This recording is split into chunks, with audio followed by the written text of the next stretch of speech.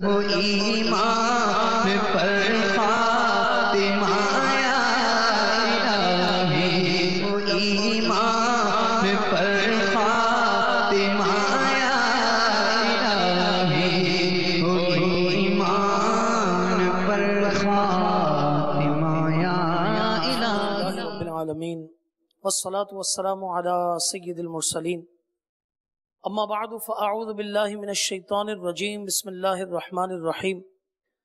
الصلاة والسلام علیک یا رسول اللہ وعلی آلک واصحابک یا حبیب اللہ۔ الصلاة والسلام علیک یا نبی اللہ وعلی آلک واصحابک یا نور اللہ۔ میرے شیخ طریقت، امیر اہل سنت، آفتاب قادریت، مہتاب رضویت، مؤلف فیضان سنت، صاحب خوف و خشیت، عاشق اعلیٰ حضرت، بانی دعوت اسلامی حضرت علامہ مولانا محمد الیاس عطار قادری رضوی ضیائی دامت برکاتہم العالیہ اپنے رسالے جنات کا بادشاہ، اس کی ابتدا درود پاک کی اس فضیلت سے فرماتے ہیں کہ نبیوں کے سلطان، رحمت عالمیان، سردار دو جہاں، محبوب رحمان صلی اللہ تعالی علیہ وسلم کا فرمان برکت نشان ہے، جس نے مجھ پر روز جمعہ 200 بار درود پاک پڑھا، اس کے 200 سال کے گناہ معاف ہوں گے۔ صلو علی الحبیب صلی اللہ تعالی علی محمد وعلی آلہ وصحبہ وبارک وسلم۔ جنات کا بادشاہ پیج نمبر 4 پر یہ واقعہ کچھ اس طرح تحریر ہے کہ حضرت سیدنا عمر علیہ رحمت اللہ الغفار فرماتے ہیں کہ ایک بار جمعۃ المبارک کے روز میں حضور سیدنا غوث اعظم،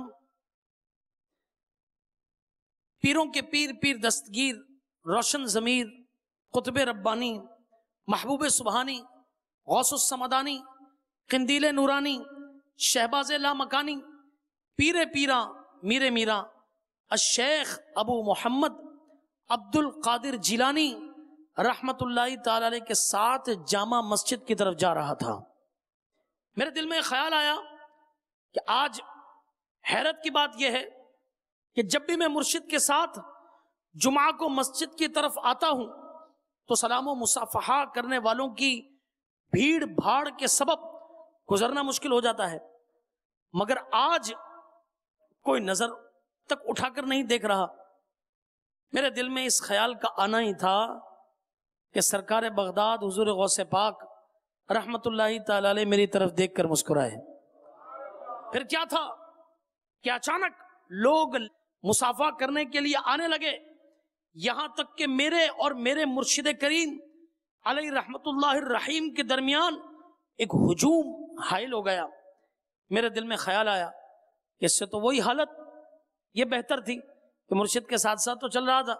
دل میں خیال آتے ہی آپ رحمت اللہ تعالی علیہ نے مجھ سے فرمایا، اے عمر، تم ہی تو ہجوم کے طلبگار تھے، تم جانتے نہیں کہ لوگوں کے دل میری مٹھی میں ہیں، اگر چاہوں تو اپنی طرف مائل کر لوں اور چاہوں تو دور کر دوں۔ اللہ اکبر۔ چنانچہ کتنا خوبصورت شعر یہ کہا گیا کہ کنجیاں دل کی خدا نے تجھے دی ایسی کر، کنجیاں دل کی خدا نے تجھے دی ایسی کر کہ سینہ ہو محبت کا خزینہ تیرا۔ صلو علی الحبیب صلی اللہ تعالی علی محمد صلی اللہ علیہ وسلم۔ حضرت سیدنا بشر قرظی علیہ رحمت اللہ القوی کا بیان ہے کہ میں شکر سے لدے ہوئے 14 اونٹوں سمیت ایک تجارتی قافلے کے ساتھ تھا۔ ہم نے رات ایک خوفناک جنگل کے اندر پڑاؤ کیا۔ شب کے رات کے ابتدائی حصے میں میرے 4 لدے ہوئے اونٹ یہ لاپتہ ہو گئے، جو تلاش بسیار کے باوجود نہ مل سکے۔ قافلہ بھی کوچ کر گیا۔ شتربان یعنی اونٹ ہانکنے والا میرے ساتھ رک گیا۔ صبح کے وقت مجھے اچانک یاد آیا کہ میرے پیر و مرشد سرکار بغداد حضور غوث پاک رحمت اللہ تعالی علیہ نے مجھ سے فرمایا جب بھی تو کسی مصیبت میں مبتلا ہو جائے تو مجھے پکارنا، انشاءاللہ عز و جل تیری مصیبت جاتی رہے گی۔ چنانچہ میں نے یوں فریاد کی کہ یا شیخ عبد القادر رحمت اللہ تعالی، میرے اونٹ گم ہو گئے ہیں۔ یکایک جانب مشرق ٹیلے پر مجھے سفید لباس میں ایک بزرگ نظر آئے جو اشارے سے مجھے اپنی جانب بلا رہے تھے۔ میں اپنے شتربان کو لے کر جو ہی وہاں پہنچا کہ وہ بزرگ نگاہوں سے اوجھل ہو گئے۔ ہم ادھر ادھر حیرت سے دیکھ ہی رہے تھے کہ اچانک وہ چاروں گمشدہ اونٹ ٹیلے کے نیچے بیٹھے مجھے نظر آ گئے ہیں۔ اس پر کیا تھا؟ ہم نے فوراً انہیں پکڑ لیا اور اپنے قافلے سے جا ملے۔ حضرت سیدنا شیخ ابو الحسن علی خباز علی رحمت اللہ الجواد کو جب گمشدہ اونٹوں والا واقعہ بتایا گیا تو انہوں نے فرمایا کہ مجھے حضرت شیخ ابو القاسم رحمت اللہ تعالی نے بتایا کہ میں نے سیدنا شیخ عبد القادر جیلانی قدس سرہ الربانی کو فرماتے سنا ہے کہ جس نے کسی مصیبت میں مجھ سے فریاد کی اس کی وہ مصیبت جاتی رہی، جس نے کسی سختی میں میرا نام پکارا وہ سختی اس سے دور کر دی گئی، جو میرے وسیلے سے اللہ تبارک و تعالیٰ کی بارگاہ میں اپنی حاجت پیش کرے اس کی وہ حاجت پوری ہوگی۔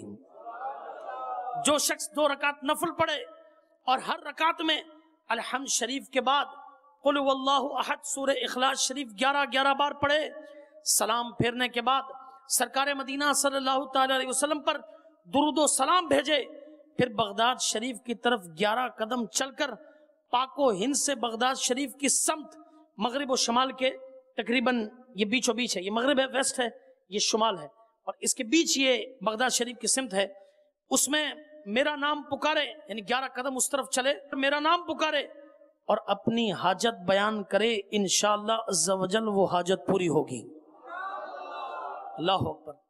کتنا خوبصورت شعر ملتا ہے کہ آپ جیسا پیر ہوتے، آپ جیسا پیر ہوتے، کیا غرض در در پھروں، آپ سے سب کچھ ملا یا غوث اعظم دستگیر۔ صلو علی الحبیب صلی اللہ تعالی علی محمد صلی اللہ علیہ وسلم۔ اب میٹھے میٹھے اسلامی بھائیوں اور مدنی چینل کے ناظرین، ہو سکتا ہے کہ جو میں نے حکایت بیان کی اس کے ضمن میں کسی کے ذہن میں یہ وسوسہ آئے کہ اللہ تبارک و تعالیٰ کے علاوہ کسی سے مدد نہیں لینی چاہیے، کیونکہ جب اللہ تبارک و تعالیٰ مدد کرنے پر قادر ہے تو پھر غوث اعظم علی رحمت اللہ الاکرم یا کسی اور بزرگ سے مدد ہم کیوں مانگیں؟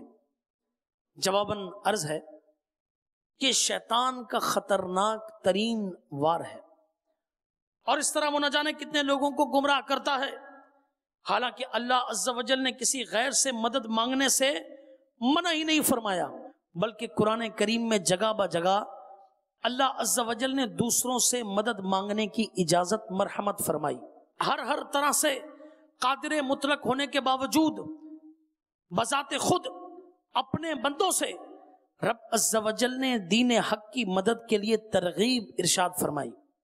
چنانچہ پارہ نمبر 26 سورہ محمد کی آیت نمبر 7 میں اللہ تبارک و تعالی ارشاد فرماتا ہے، بسم اللہ الرحمن الرحیم، ان تنصروا اللہ ینصرکم۔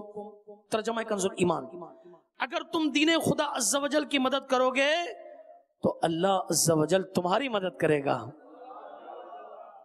حضرت سیدنا عیسیٰ روح اللہ علیہ نبینا علیہ الصلوۃ والسلام نے اپنے حواریوں سے مدد طلب فرمائی۔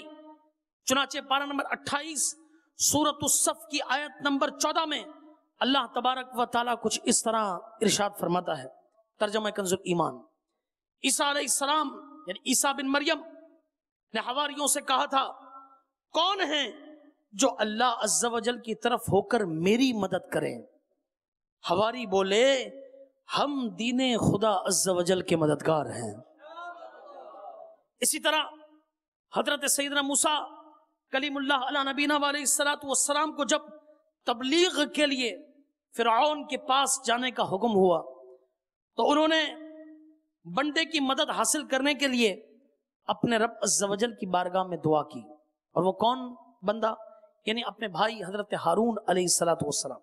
چنانچہ پارہ نمبر 16 سورہ طٰہٰ کی آیت نمبر 29 to 31 کچھ اس طرح ارشاد ہوتا ہے، ترجمہ کنز ایمان، اور میرے لیے میرے گھر والوں میں سے ایک وزیر کر دے، وہ کون؟ میرا بھائی ہارون علیہ السلام، اس سے میری کمر مضبوط کر۔ اللہ اکبر۔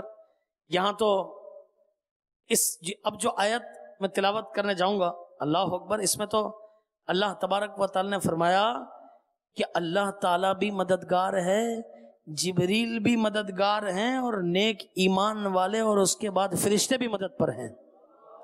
چنانچہ پارہ نمبر 28 سورۃ التحریم کی 4 آیت مبارکہ میں اللہ تبارک و تعالی ارشاد فرماتا ہے، بسم اللہ الرحمن الرحیم، فَإِنَّ اللَّهَ هُوَ مَوْلَاهُ وَجِبْرِيلُ وَصَالِحُ الْمُؤْمِنِينَ وَالْمَلَائِكَةُ بَعْدَ ذَلِكَ ظَهِيرٌ۔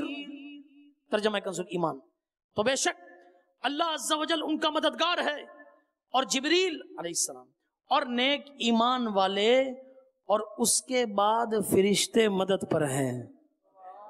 میٹھے میٹھے اسلامی بھائیوں اور مدنی چینل کے ناظرین، دیکھا آپ نے کہ قرآن مجید، فرقان حمید، برہان رشید بالکل صاف صاف لفظوں میں ببانگ دہل یہ اعلان کر رہا ہے کہ اللہ عز و جل تو مددگار ہے ہی، مگر بِإِذْنِ پروردگار عز و جل ساتھ ہی ساتھ جبریل امین علیہ السلام اور اللہ عز و جل کے مقبول بندے، جن میں انبیاء کرام علیہ السلام اور اولیاء عظام رحمہم اللہ السلام، یہ بھی، اور اس کے ساتھ ساتھ فرشتے بھی مدد پر ہیں۔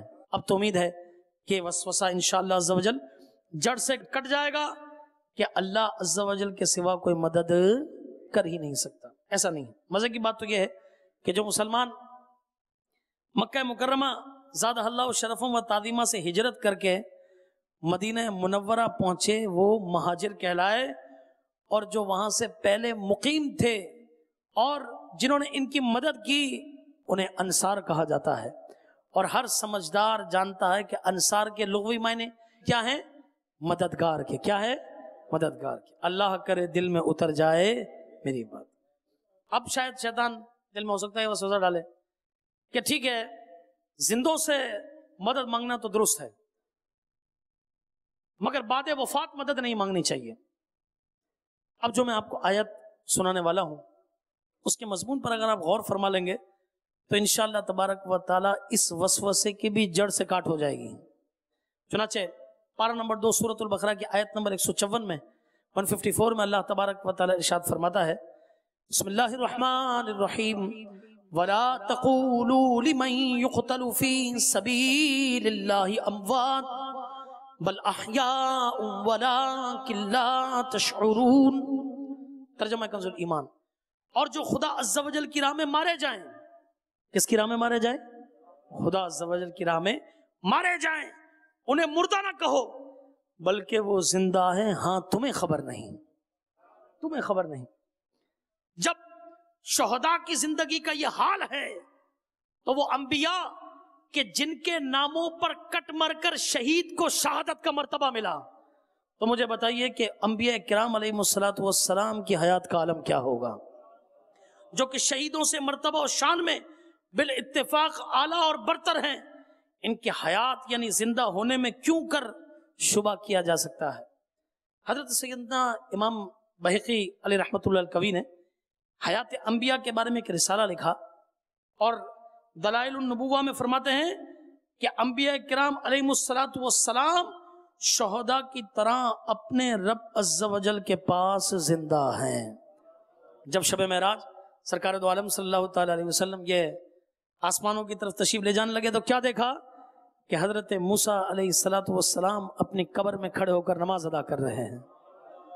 حضرت سیدنا شاہ ولی اللہ محدث دہلوی رحمت اللہ تعالی علیہ یہ ہمعات کے ہمعہ نمبر 11 میں 11ویں والے غوث پاک رحمت اللہ تعالی علیہ کی شان عظمت نشان بیان کرتے ہوئے تحریر کرتے، وہ شیخ محی الدین عبد القادر جیلانی قدس سرہ ربانی ہیں، لہٰذا کہتے ہیں کہ آپ رحمت اللہ تعالی علیہ اپنی قبر شریف میں زندوں کی طرح تصرف کرتے ہیں۔ بہرحال انبیاء کرام علیہ السلام اور اولیاء عظام رحمہم اللہ السلام حیات یعنی زندہ ہوتے ہیں، اور ہم مردوں سے نہیں بلکہ ہم زندوں سے مدد مانگتے ہیں، اور اللہ عز و جل کی عطا سے انہیں حاجت روا اور مشکل کشا مانتے ہیں کہ انہیں جو کچھ دیا یہ کس نے دیا؟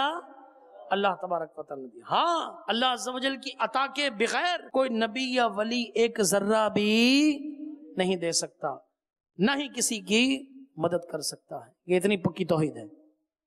یہ کیا ہے؟ یہ پکی توحید ہے۔ ٹھیک ہے؟ کروڑوں حنفیوں کے عظیم پیشوا حضرت سیدنا امام اعظم ابو حنیفہ رحمۃ اللہ تعالی علیہ بارگاہ رسالت صلی اللہ تعالی علیہ وسلم میں مدد کی درخواست کرتے ہوئے اپنے قصیدہ نعمان کے اندر کچھ یوں عرض کرتے ہیں کہ یا اکرم الثقلین یا کنز الورا جدلی بجودک و اردنی برضاک، یعنی اے جن و انس سے بہتر اور نعمت الہی عز و جل کے خزانے، اللہ عز و جل نے جو آپ کو عنایت فرمایا ہے اس میں سے مجھے بھی کچھ عنایت فرمائی ہے، اور اللہ عز و جل نے جو آپ کو راضی کیا ہے آپ مجھے بھی راضی فرمائیے۔ انا طامع بالجود منک لم یکن لابی حنیفۃ فی الانام سواک، میں بھی آپ کی سخاوت کا امیدوار ہوں، آپ کے سوا ابو حنیفہ کا مخلوق میں کوئی نہیں ہے۔ اللہ، یہ حضرت سیدنا امام اعظم ابو حنیفہ رحمۃ اللہ تعالی علیہ کی مدد مانگ رہے ہیں۔ اس طریقے سے سیدنا امام شرف الدین بوسیری رحمۃ اللہ تعالی علیہ، اللہ اکبر، ان کے بھی کیا کہنے ہیں کہ آپ پہلے بادشاہ اور عمرا کی شان میں قصیدے لکھا کرتے تھے، تو کسی نے آپ سے کہا کہ آپ بارگاہ رسالت صلی اللہ علیہ وسلم میں بھی قصیدے لکھیں، چنانچہ آپ نے بارگاہ رسالت صلی اللہ علیہ وسلم میں قصیدے لکھنا شروع کیے۔ اچانک اس دوران آپ رحمۃ اللہ تعالی پر فالج کا یہ حملہ ہوا اور آپ کا ایک پورشن جو ہے پورا پیرالائز ہو گیا۔ آپ نے بہت علاج کروایا مگر افاقہ نہ ہوا، تو سوچا کہ کیوں نہ حبیبوں کے حبیب اور طبیبوں کے طبیب صلی اللہ علیہ وسلم کی بارگاہ میں فریاد کروں کہ ان کی بارگاہ میں فریاد کروں گا تو ضرور شفا و صحت مجھے ملے گی۔ چنانچہ آپ نے قلم سنبھالا اور لکھا الحمدللہ المنشی الخلق من عدمی ثم الصلاة علی المختار فی القدم مولایا صلی وسلم دائما ابدا علی حبیبک خیر الخلق کلہم۔ اور جب آپ اس شعر پر پہنچے کہ جس میں آپ نے یہ عرض کی کہ کم ابرأت وصبم باللمس راحتہ واطلقت اربم من رقۃ اللمم، یا رسول اللہ صلی اللہ علیہ وسلم جب آپ کا ہاتھ کسی بیمار کو مس ہوتا ہے تو وہ ایسا ٹھیک ہو جاتا ہے جیسے وہ بیمار تھا ہی نہیں، اور بارہا ٹھیک ہو گئے۔ آپ کا ہاتھ لگنے والے سے جنات کے اثر والے سرکار دو عالم صلی اللہ علیہ وسلم خوش ہو گئے، اور اپنا دست اقدس سیدنا امام بوسیری رحمت اللہ تعالی علیہ کے اس مفلوج زدہ حصے پر پھیرا۔ حضور علیہ الصلوۃ والسلام کا مبارک ہاتھوں کو پھیرنا تھا کہ امام بوسیری رحمت اللہ تعالی علیہ مکمل شفا یاب ہو گئے۔ اللہ اکبر، آپ کی آنکھ کھلی جب آپ نے مکمل قصیدہ سنا دیا تو سرکار دو عالم صلی اللہ علیہ وسلم نے خوش ہو کر ایک یمنی چادر جسے عربی میں کیا کہا جاتا ہے، بردہ، عطا فرمائی۔ اللہ اکبر، چنانچہ جب آپ اٹھے تو آپ کا جسم بھی ٹھیک ہو چکا تھا اور وہ تحفہ بھی موجود تھا۔ چنانچہ اس شعر کا نام قصیدہ بردہ شریف پڑ گیا۔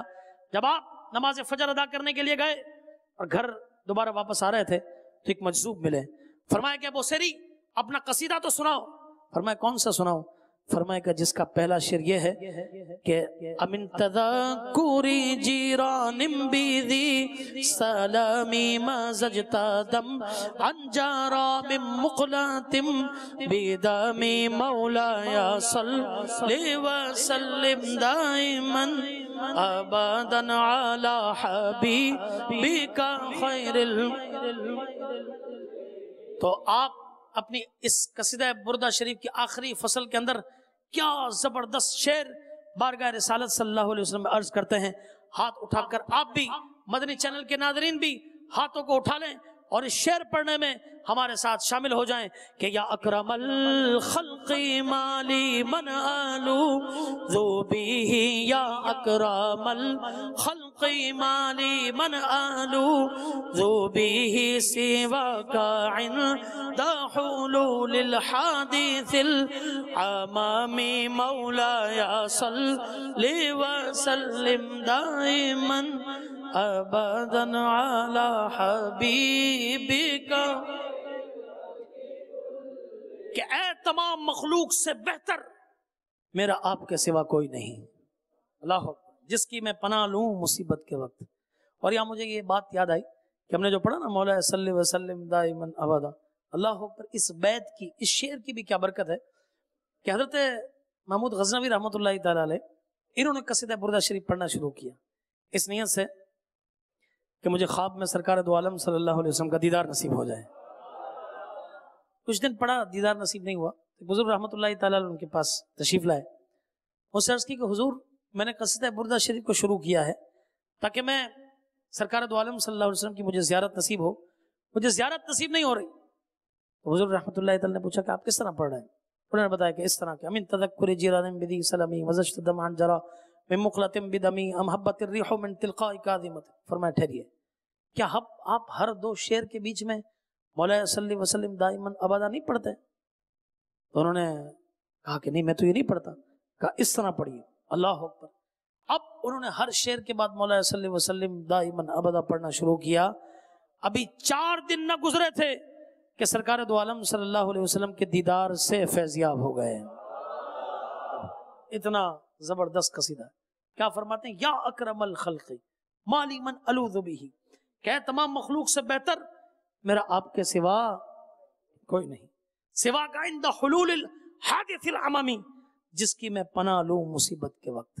اس طرح امداد اللہ مہاجر مکی رحمت اللہ تعالی علیہ اپنے دیوان نالے امداد میں کچھ اس طرح یہ عرض کرتے ہیں. آئیے ہم بھی اس شعر کو مل کر پڑھ لیتے ہیں کہ لگا تکیہ گناہوں کا پڑا دن رات سوتا ہوں، لگا تکیہ گناہوں کا پڑا دن رات سوتا ہوں، مجھے اب خواب غفلت سے جگا دو یا رسول اللہ، مجھے اب خواب غفلت سے جگا دو یا رسول اللہ. صلو علی الحبیب صلی اللہ تعالی علی محمد صلی اللہ علیہ وسلم. اللہ یہ کتنی پیاری شانیں ہیں. سرکار بغداد حضور غوث پاک رضی اللہ تعالیٰ کے دیوانوں، یقیناً محبت کا اعلیٰ درجہ یہی ہے کہ اپنے محبوب کی ہر ادا کو خوش دلی کے ساتھ اپنایا جائے. میٹھے میٹھے اسلامی بھائیوں، دوسری چیزوں کے ساتھ ساتھ ہمیں اپنا چہرہ بھی ممکنہ صورت میں قبلہ رخ رکھنے کی عادت بنانی چاہیے. اس کی برکتیں بے شمار ہیں. چنانچہ حضرت سیدنا امام برہان الدین ابراہیم زرنوجی رحمت اللہ تعالی نقل کرتے ہیں کہ 2 طلبہ علم دین حاصل کرنے کے لیے پردیس گئے. دونوں ہم سبق رہے، یعنی ایک ہی کلاس میں بیٹھے، ایک ساتھ بیٹھے، ایک ہی سبق پڑھا. جب چند سالوں کے بعد وطن لوٹے تو ان میں ایک فقیہ یعنی ایک زبردست عالم و مفتی بن چکے تھے، جبکہ دوسرا علم و کمال سے خالی رہا تھا. اس شہر کے علماء کرام رحمہم اللہ السلام نے اس امر پر جب خوب غور و خوض کیا، دونوں کے حصول علم کے طریقہ کار، انداز تکرار اور اٹھنے بیٹھنے کے اطوار وغیرہ کے بارے میں تحقیق کی، تو ایک بات نمایاں سامنے آئی کہ جو فقیہ بن کر پلٹے تھے ان کا معمول یہ تھا کہ وہ سبق یاد کرتے وقت قبلہ رو بیٹھا کرتے تھے، جبکہ دوسرا جو کہ کورے کا کورا ہی پلٹا تھا وہ قبلے کی طرف پیٹ کر کے بیٹھنے کا عادی تھا. چنانچہ تمام علماء و فقہا رحمہم اللہ السلام اس بات پر متفق ہوئے کہ خوش نصیب استقبال قبلہ یعنی قبلے کی طرف رخ کرنے کے اہتمام کی برکت سے فقیہ بنے، کیونکہ بیٹھتے وقت کعبۃ اللہ شریف کی طرف سمت کرنا سنت ہے. سنت پر عمل کی نیت کرتے ہیں انشاءاللہ تعالی. بیت اللہ الکریم کے 13 حروف کی نسبت سے قبلہ رخ بیٹھنے کے 13 مدنی پھول. اپنے بیان کو اختتام کی طرف ہم لے جاتے ہیں. سرکار مدینہ راحت قلب و سینہ صلی اللہ تعالی علیہ وسلم عموماً قبلہ رو بیٹھتے تھے. 3 فرامین مصطفیٰ صلی اللہ علیہ وسلم. نمبر 1، مجالس میں سب سے مکرم یعنی عزت والی مجلس یعنی بیٹھک وہ ہے کہ جس میں قبلے کی طرف منہ کیا جائے. دوسرا، ہر شے کے لیے شرف یعنی بزرگی ہے، اور مجلس یعنی بیٹھنے کا شرف یہ ہے کہ اس میں قبلے کو منہ کیا جائے. نمبر 3، ہر شے کے لیے سرداری ہے، اور مجالس کی سرداری اس میں قبلے کو منہ کرنا ہے۔ آپ کہیں گے سب قبلے کی طرف، اور بیان کرنے والا قبلے کو پیٹ دے کر کھڑا ہوتا ہے، یہ کیا معاملہ ہے؟ سنیے، مبلغ اور مدرس کے لیے دوران بیان و تدریس سنت یہ ہے کہ اس کی پیٹھ قبلے کی طرف ہو، اور ان سے علم کی باتیں سننے والوں کا رخ جانب قبلہ ہو سکے۔ حضرت سیدنا علامہ حافظ سخاوی رحمۃ اللہ تعالی فرماتے ہیں کہ نبی کریم صلی اللہ تعالی علیہ وسلم قبلے کو اس لیے پیٹھ فرمایا کرتے تھے کہ آپ رحمۃ اللہ تعالی علیہ جنہیں علم سکھا رہے ہیں، آواز فرما رہے ہیں، ان کا رخ قبلے کی طرف رہے۔ حضرت سیدنا عبداللہ ابن عمر رضی اللہ تعالیٰ عنہما اکثر قبلے کو منہ کر کے بیٹھتے تھے۔ قرآن پاک نیز درس نظامی کے مدرسین کو چاہیے کہ پڑھاتے وقت بنیت اتباع سنت اپنی پیٹھ جانب قبلہ رکھیں اگر جہاں جہاں ممکن ہو، تاکہ ممکنہ صورت میں طلبہ کا رخ کس طرف ہو جائے؟ قبلے کی طرف، اور طلبہ کو قبلہ رخ بیٹھنے کی سنت، حکمت اور نیت بھی بتائیں، اور ثواب کے حقدار بھی بن جائیں۔ جب پڑھا چکیں تو اب قبلہ رو بیٹھنے کی کوشش فرمائیں۔ دینی طلبہ اسی صورت میں قبلہ رو بیٹھیں کہ استاد کی طرف بھی رخ رہے، ورنہ علم کی باتیں سمجھنے میں دشواری ہو سکتی ہے کہ بھئی بیٹھے ایسے ہیں کہ استاد پڑھا رہے اور قبلے کی طرف نہیں، اب اس کی طرف اٹینٹیو ہونے کے لیے اس کی طرف دیکھنا یہ بھی ضروری ہے۔ خطیب کے لیے خطبہ دیتے وقت کعبے کو پیٹ کرنا سنت ہے، اور مستحب یہ ہے کہ سامعین کا رخ خطیب کی طرف ہو، وہ خطیب کو دیکھیں، ٹھیک ہے؟ بالخصوص تلاوت، دینی مطالعہ، فتویٰ نویسی، تصنیف و تالیف، دعا و اذکار اور درود و سلام وغیرہ کے مواقع پر، اور بالعموم جب بیٹھیں یا کھڑے ہوں، اپنی آفس کے اندر مدنی چینل کے ناظرین کو عرض کروں، اپنی آفس میں بیٹھیں، کھانا کھانے بیٹھیں تو کوئی رکاوٹ نہ ہو تو اپنا چہرہ قبلہ رخ کرنے کی عادت بنا کر آخرت کے لیے ثواب کا ذخیرہ اکٹھا کیجئے۔ قبلے کے دائیں یا بائیں جانب 45 ڈگری کے زاویے یعنی اینگل کے اندر ہوں تو قبلہ رخ ہی شمار ہوگا، یعنی 45 ڈگریز کیسے کہ جیسے یہ ویسٹ ہے، ٹھیک ہے، اس طرف اس وقت میں قبلے کی طرف پیٹ کر کے کھڑا ہوا ہوں، مدنی چینل کے ناظرین بھی دیکھ رہے ہیں، تو 90 ڈگری بالکل آپ کو پتا ہے کہ اس طرح رائٹ اس میں ہوتا ہے، ٹھیک ہے، پورا سیدھا ایسے اور ایسے ہوا تو 90 ہوا، اس کے درمیان جو ہے یعنی یہاں تک یہ 45، ٹھیک، اس طریقے سے یہ جو یہ قبلہ ہے، اس کے یہاں یہ جو اینگل میرا ہاتھ جس طرح بن رہا ہے یہ رخ 45 کا، یعنی اندازاً میں نے بتایا، تو اگر اس 45 کے زاویے میں بھی کوئی بیٹھا تو وہ بھی قبلہ رخ ہو گیا۔ ممکن ہو تو میز کرسی وغیرہ اس طرح رکھیے کہ جب بھی آپ بیٹھیں آپ کا منہ جانب قبلہ رہے۔ اگر اتفاق سے کعبہ رخ بیٹھ گئے، یہ سنیے گا، اتفاق سے کعبہ رخ بیٹھ گئے اور حصول ثواب کی نیت نہ ہو تو اجر نہیں ملے گا، لہٰذا اچھی نیت کر لیں، وہ بھی جو بیٹھے ہیں وہ نیت کر لیں، تو لہٰذا اچھی نیتیں کر لینی چاہیے۔ مثلا یہ نیتیں ثواب آخرت، ادائے سنت اور تعظیم کعبہ شریف کی نیت سے قبلہ رو بیٹھتا ہوں۔ دینی کتب اور اسلامی اسباق پڑھتے وقت یہ بھی نیتیں شامل کی جا سکتی ہیں کہ قبلہ رو بیٹھنے کی سنت کے ذریعے علم دین کی برکت حاصل کروں گا۔ پاک و ہند نیز نیپال، بنگلہ دیش اور سری لنکا وغیرہ میں جب کعبے کی طرف منہ کیا جائے تو ضمناً مدینہ منورہ کی طرف بھی رخ ہو جاتا ہے، لہٰذا یہ نیت بھی بڑھا دیجئے کہ تعظیماً مدینہ منورہ کی طرف رخ کرتا ہوں۔ امیر علیہ سنت نے کتنے پیارے اشعار یہ لکھے ہیں کہ بیٹھنے کا حسین قرینہ ہے، بیٹھنے کا حسین قرینہ ہے، رخ ادھر ہے جدھر مدینہ ہے، دونوں عالم کا جو نگینہ ہے میرے آقا کا وہ مدینہ ہے، روبرو میرے خانہ کعبہ اور افکار میں مدینہ ہے۔ صلو علی الحبیب صلی اللہ تعالی علی محمد وعلی آلہ وصحبہ وبارک وسلم، صلاۃ و سلام علیک یا سیدی یا رسول اللہ۔ تو اللہ تبارک و تعالیٰ سے دعا ہے کہ جو کچھ سنا اسے یاد رکھ کر عمل کی توفیق عطا فرمائے، آمین، بجاہ النبی الامین صلی اللہ تعالی علیہ وسلم۔ ایمان پر خاتمہ